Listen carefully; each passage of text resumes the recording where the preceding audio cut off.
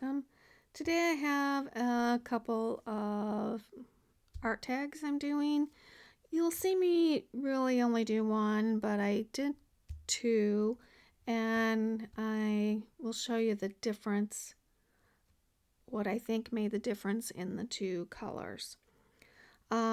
Usually to me I call them anyways, one-offs, because it's really hard to get the exact same thing using distress inks, but I'm not saying it's impossible, but I started with some Bristol smooth paper and some pink kitsch. Kitsch flamingo. And I'm using the tags I cut on my Cricut.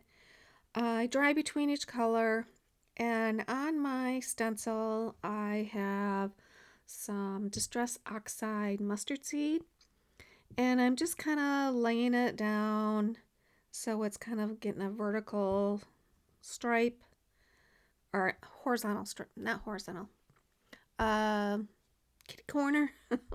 I'm missing the word there. So I'm just kind of laying it down. I really had thought maybe after I get all my stencil ink down that I would be more happy with it. But I think maybe if I used a different stencil, but I was not happy. But I dry between each colors, and then my second color is going to be using the same stencil, which I've cleaned, and I'm using some Distress Oxide spray in crushed olive. So I'm getting some mustard seed and some olive's kind of like a yellow green, onto the pink. And when I spray it on the stencil, I add some water so that it'll move around a little bit on my stencil before I lay it on my tag.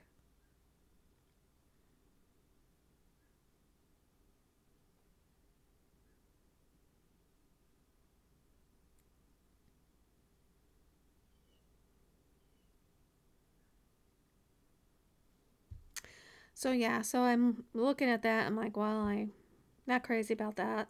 So I am going to really try to grunge it up some.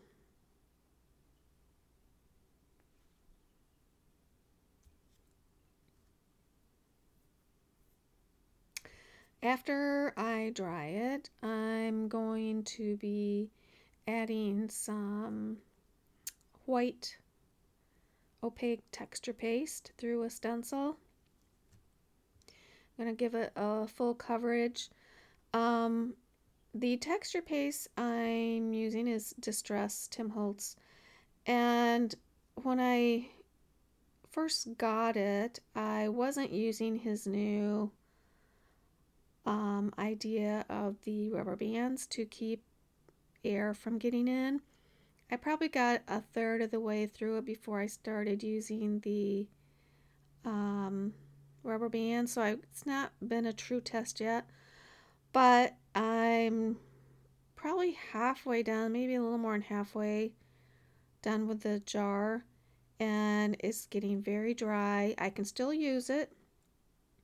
My crackle one got so dry, I tried to use it and it just flaked off what it was put on. So I'll let you know if I think that once I do a new jar and open it, we'll see if that's working better with just with the rubber band.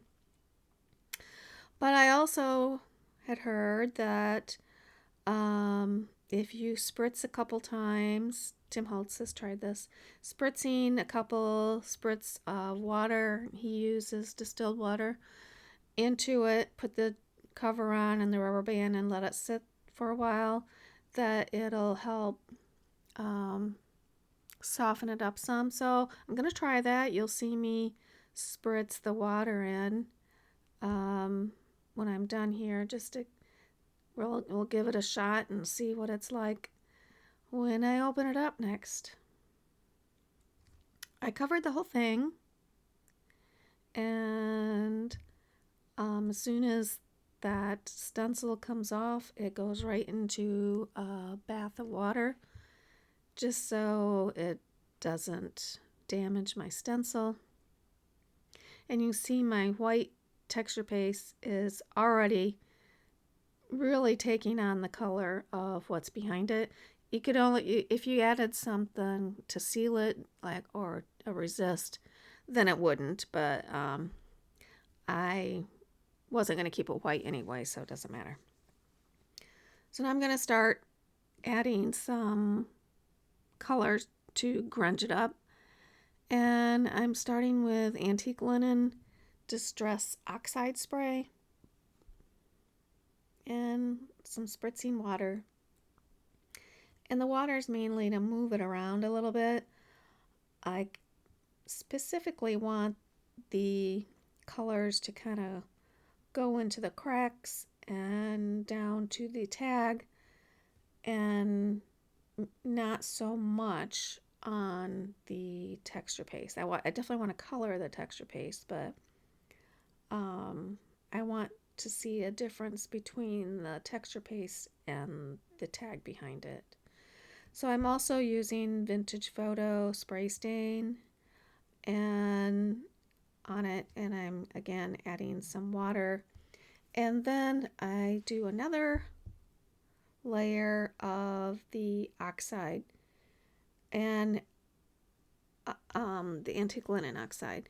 And for me, the Antique Linen Oxide will take on a slightly bluish, kind of gray blue hue.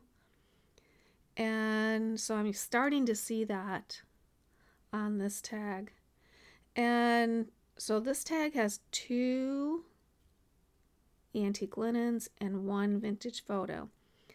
And I think the second tag I stop at that point, because that's, I think, the difference between the two is one has another spray of vintage photo and one does not. So if you're wanting the lighter color of the tag, stop with only 1 vintage photo spray. If you're liking the darker, add another vintage photo spray. And I do add water again to kind of move it around. And if you have a dry paper towel or a baby wipe, you can use that to knock back any color anywhere. I feel like I'm talking way too much in this video. So see how dark it is, and you kind of see the bluish hue. Now, I could say maybe you didn't need to do the pink and the green and the mustard, but that all together is what's made this color. So I'm not sure what the result would be without doing those base colors. Maybe you wouldn't need them. I don't know.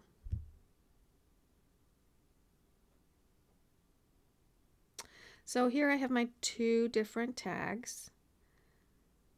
And the only difference that I can think of is that the one on the right's got 1 more application of Vintage Photos spray stain.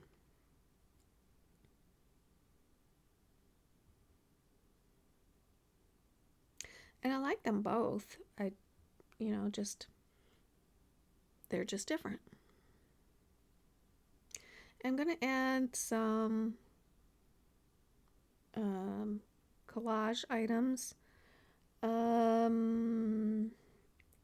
It's all digital downloads except for Tim Holtz number strips.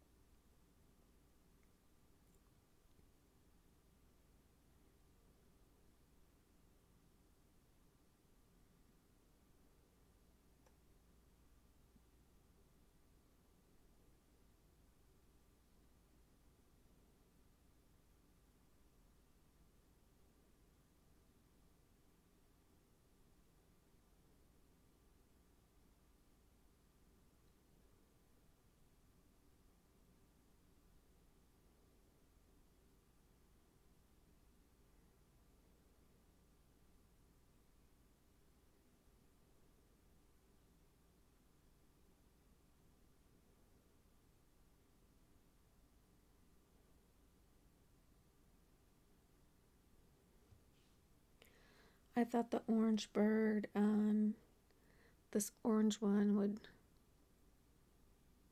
really bring out that orange that's in the tag.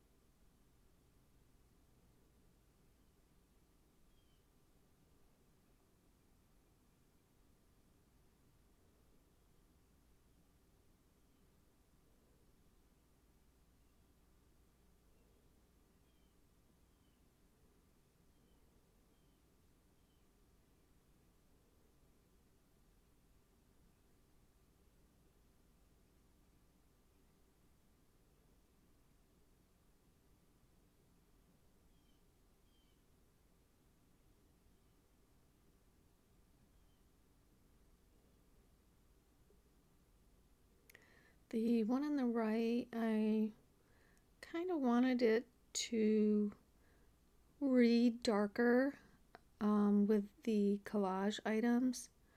So I do add a darker color bird, which kind of brings out the darker colors, and it has a lot of blue on it, so it brings out the blue from the background.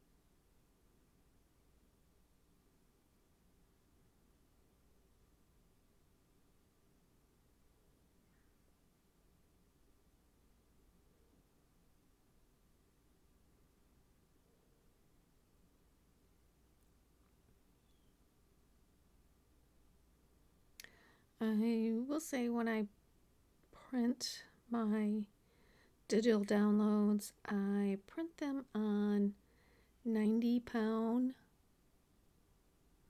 cardstock.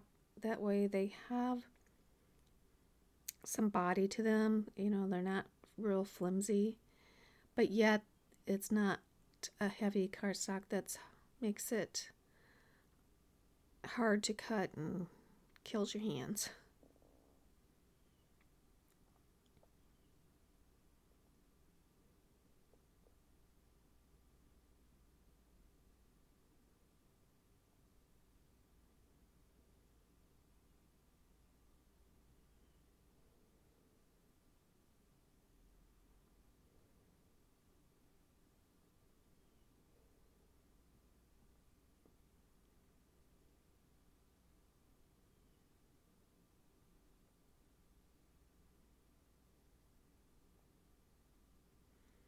I'm going to put a stamp on that right tag on top of the light blue tag that's in the background. There is something on it, but it's very faint and you can't see it very much. So I decided to stamp a stamp on it. This is from Field Notes, and I think I used Potting Shed. Is that right? Potting Soil.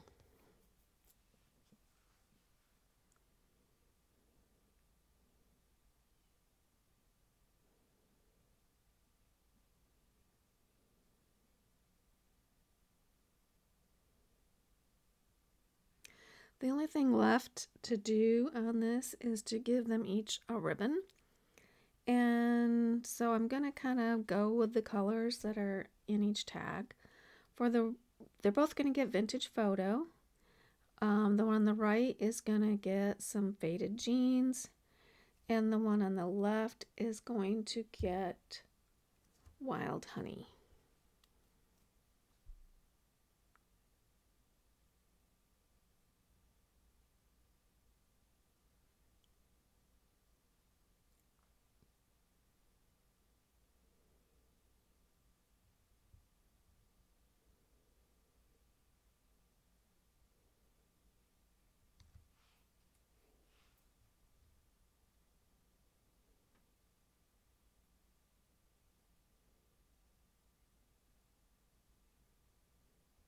The ribbon is from Amazon.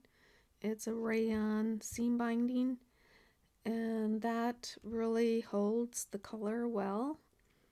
Plus, it gets this wrinkly look, and it stays there. I mean, it doesn't look like this pristine ribbon, which I like. So I kind of,